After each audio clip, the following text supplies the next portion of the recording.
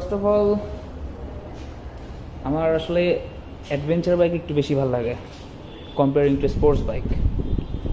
It is because cyclist হিসাবে MTB user হিসাবে adventure sports বাইকগুলো একটু বেশি কমফোর্টেবল ফিল হয় আমার কাছে। লং ট্রাভেল সাসপেনশন ফর্ক থাকে একটা, is exactly in here, you can see that, and 300mm 4 piston 4 caliber I guess, I'm not sure, probably it's 300mm, it's also not sure, confirmed yet, looking like that.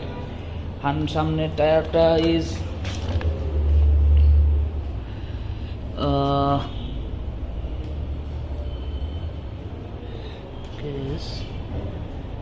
it can take maximum 224 kg. আমি খুঁজতেছি এটা কত section tyre. Yes, 100/90 18, it's very good. And এটা একটা dual purpose tyre, so on road of road দুইটাতে ভালো support দেবে বাইকটা। অ্যান্ড বাইকটার 9700 RPM-এ 13.3 bhp প্রডিউস করে। অ্যান্ড পিছনের স্পকেটটা নেকেড স্পোর্টস বাইকগুলোর মতো, ডিউকের মতো, অ্যান্ড পিছনের স্পকেটটা বড় হওয়ার কারণে ইনস্ট্যান্ট পিক আপটা অনেক বেশি আসবে। তো হর্স পাওয়ার একটু কম হওয়ার পরেও স্পকেট সেট আপের কারণে প্রবাবলি অনেক ভালো এক্সেলারেশন আসার কথা, যেটাকে আমরা রেডি পিক আপ বলি আর কি। 6 speed transmission, liquid cooled 4 valve single cylinder and 4 stroke DOH engine which is totally water cooled, EFI also. And interesting factor হচ্ছে বেন্ড পাইপটা, এইটার অক্সিজেন সেন্সর আছে। And second adventure sport bike, কারণ KPT ছিল এর আগে, অ্যান্ড তার আগে ছিল পালসার এস, সেই হিসাবে এইটা লুকিং, বেন্ড পাইপের সেট আপ সব কিছুই একটা ট্যুরিং বাইকের মতো। অ্যান্ড গ্রাউন্ড ক্লিয়ারেন্সও বাইকটার অনেক বেশি হবে, সো টল স্পিড ব্রেকারে কোনো টেনশনই করতে হবে না। ওকে, তো ছোটো একটা মিসআন্ডারস্ট্যান্ডিং ছিল, দ্যাট ইজ 13.3 কিলোওয়াট বিএইচপি। আমরা যদি এটাকে বিএইচপিতে কনভার্ট করি তাহলে এটা হর্স পাওয়ার দাঁড়াবে 18 something, which is pretty good. যদি এটার প্রাইস আসলে 299 হয়, as a offroad adventure touring bike হিসাবে 18 বিএইচপির একটা বাইক, 14 নিউটন টর্ক, তাও এপ্রিলার, damn, they are really making this happen.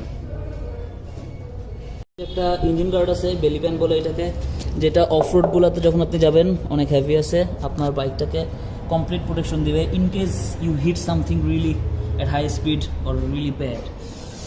Speed ব্রেকারগুলোতে তো বাইকের ইঞ্জিনকে অনেক সেভ করবে। অ্যান্ড সামনে অ্যাডভেঞ্চার বাইক বা অফরোড বাইকগুলোতে যেভাবে থাকে, nose is too tall, so আপনি কমপ্লিট একটা উইন্ড প্রোটেকশন পাবেন সামনে। তবে বাইকটা একটু না বসে বলা যাচ্ছে না, এটা হবে হচ্ছে ককপিট সেট আপ, যেটা এরকমভাবে দেখতে হবে। অ্যান্ড সুইচ গিয়ার্সও একদম ordinary, nothing extraordinary actually, but quality is premium, feeling like premium. হ্যান্ডেলবারটা কত নট শিওর, বাট অনেক ওয়াইড হওয়াতে ভালো কমফোর্ট ফিল হবে। And then the instrument console, instrument কনসোলটা আসলে অতটা ভালো লাগে না এখন ওইভাবে দেখে, বাট অনেক ছোটো মনে হচ্ছে। কেপিআরে স্পিডোমিটারটা একটু ছোটো লাগে দেখতে, এটাতে ওরকমই লাগার কথা। Not everything going to be perfect, ওকে।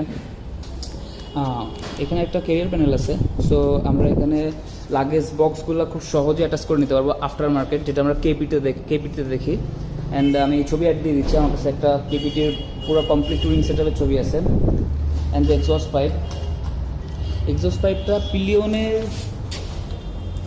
পায়ে এটা আসলে কতটা হিট দিবে এটা আসলে ডিপেন্ড করতেছে, কারণ পিলিয়ন এক্সস্টটা অনেক উঁচু হওয়াতে এটা একটু হিট ফিল হতে পারে, বাট সোলো রাইডিংয়ের জন্য it's perfect, no doubt, everything is perfect. এখানেও হিট কোনো চান্স নাই, এখানেও একটা প্রোটেকশন দেওয়া আছে, যদিও এখানে প্রোটেকশনটা দেওয়া আছে, বাট আই গেস এটা ইউজ না করে বলতে পারতেছি না এখনও। Tail section look like this, unique একটা লুক আসে পিছন দিক থেকে।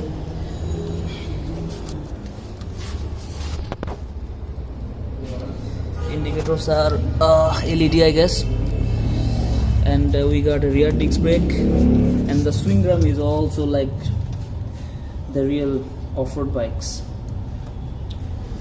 So actually this is the first comprehensive review, not a comprehensive review, this is the first quick review of my channel.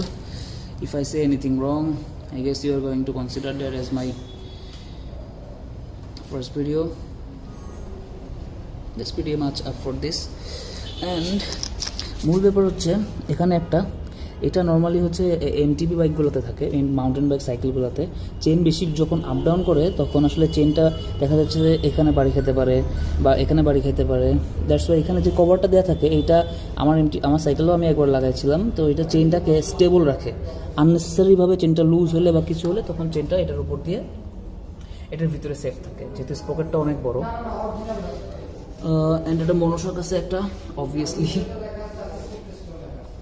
and this is the overall view of the bike, which is pretty huge as a 150cc bike.